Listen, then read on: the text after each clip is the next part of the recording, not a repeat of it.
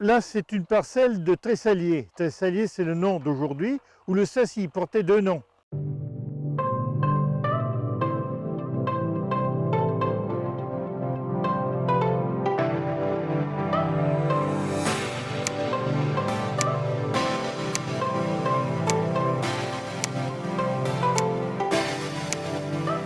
Le Tressaillé, c'est le cépage endémique de notre appellation. Il y a 90 hectares au monde, ils sont chez nous. À l'origine, il est le cépage bourguignon, le Sacy de Lyon, qui est arrivé dans les années 1800 dans l'Allier. Puisqu'il aurait traversé l'Allier, donc d'où le Tressalier. Et nous, on a vraiment la signification de nos terroirs, de notre vignoble, avec la rivière Allier qui va se jeter dans la Loire et qui fait la typicité des vins de Loire de 5%. C'est un cépage qui est très vigoureux, qui fait beaucoup de feuilles et qui fait beaucoup de raisins aussi. Et le problème, c'est qu'il est tardif. Et du coup, ils ne s'en servaient plus trop là-haut parce qu'ils n'arrivaient pas à le faire mûrir. Il est donc descendu chez nous pour trouver une meilleure maturité, à se bagarrer avec l'idée qu'en fait c'est un cépage, comme vous voyez, qu'il faut palisser, donc il faut tresser. On disait dans le temps qu'on tressait les branches, et ça serait l'autre hypothèse pour l'origine de son nom, de tresser les branches, d'où Tressalier. Alors le Tressalier, il y a souvent un petit jeu de mots qu'on nous fait pour un public amateur ou connaisseur. Tressalier, on dit souvent vite fait très salé, et c'est pas totalement anodin. Alors c'est un cépage qui a jamais dominé, je ne crois pas qu'il ait dominé sur les plantations. Après, c'était un cépage qui était intéressant parce qu'il faisait du volume. Et à un moment donné, on avait besoin de volume, et du coup, il servait pour pallier le chardonnay qui ne faisait pas toujours son job. Et du coup, il n'a jamais été mis en valeur comme nous, on voudrait le mettre en valeur. Mais aujourd'hui, on revient à des typicités de terroir, à des typicités de cépages, à des cépages oubliés, des cépages autochtones. Et donc, on est la nouvelle génération à vouloir vraiment mettre en valeur le Tressalier sur l'appellation 5%, ou des demandes de changement de cahier des charges pour pouvoir augmenter le Tressalier dans les 25% et éviter de faire des IGP Val-de-Loire qui permettent d'identifier vraiment un terroir.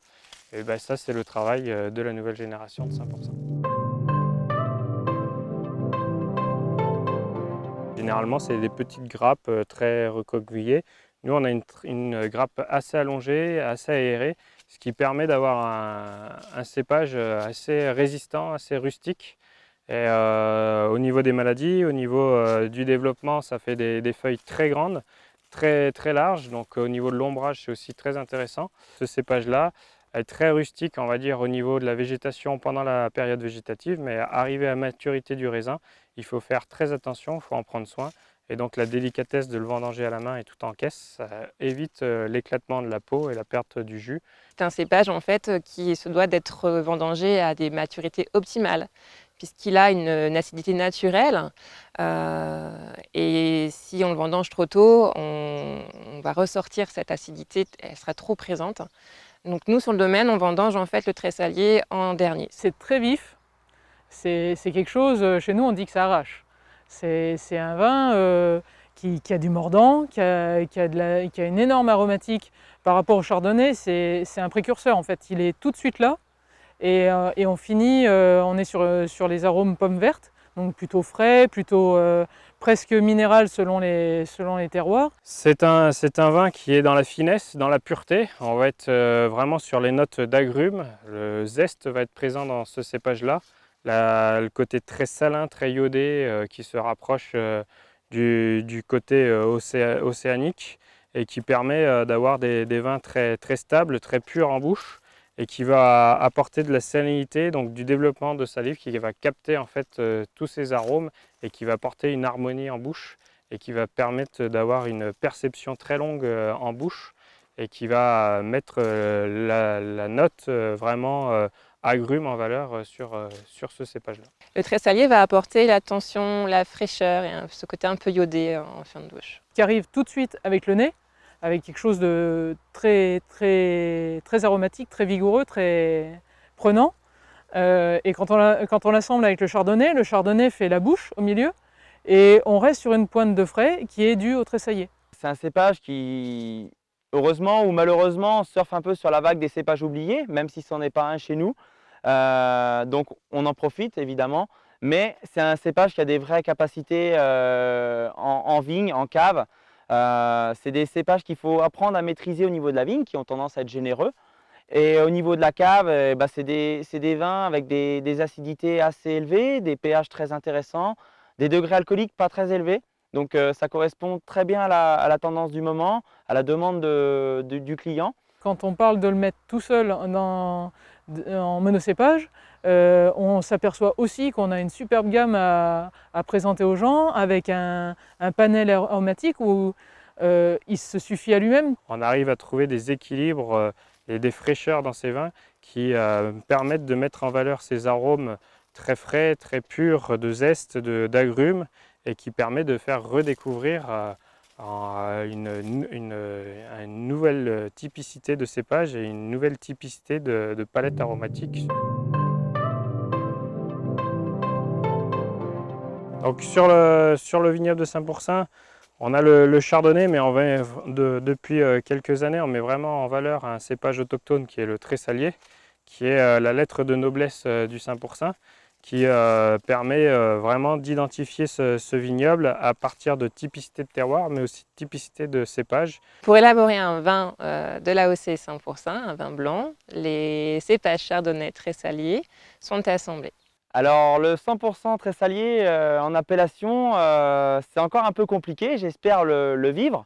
Pour pouvoir déguster un 100% tressalier, il est soit en vin de France ou soit en IGP Val-de-Loire. Mais il faut bien l'entendre que c'est un cépage qui est originaire d'ici et donc lié à cette appellation qui est Saint-Pourçain. Sur le vignoble de Saint-Pourçain, il y a exactement 58 hectares de tressaliers, donc, qui représentent un tout petit pourcentage. Mais l'objectif des vignerons, de la famille des vignerons de Saint-Pourçain, c'est de s'approprier, d'agrandir le vignoble à travers ce cépage-là et cette typicité pour pouvoir permettre à tout le monde de déguster cette typicité de cépage. Alors pour diverses raisons, les premières années on laissait assembler en appellation avec du chardonnay. Et depuis 2017, on a eu l'opportunité de faire une cuvée 100% tressalier qu'on perpétue et qui prend de l'ampleur d'année en année pour son succès commercial, pour son intérêt, etc. Au niveau vinification, je dirais qu'on en apprend tous les jours, tous les ans. Voilà, c'est un cépage qui se prête de mieux en mieux au climat actuel. Et donc, je pense qu'on fait des très gros progrès sur ces styles de vin. Il se trouve qu'en fait, à l'heure actuelle, en 2020, c'est un cépage qui réagit très très bien climatiquement, puisque comme il était tardif, la remontée des températures et le temps plus sec ne lui pose aucun problème.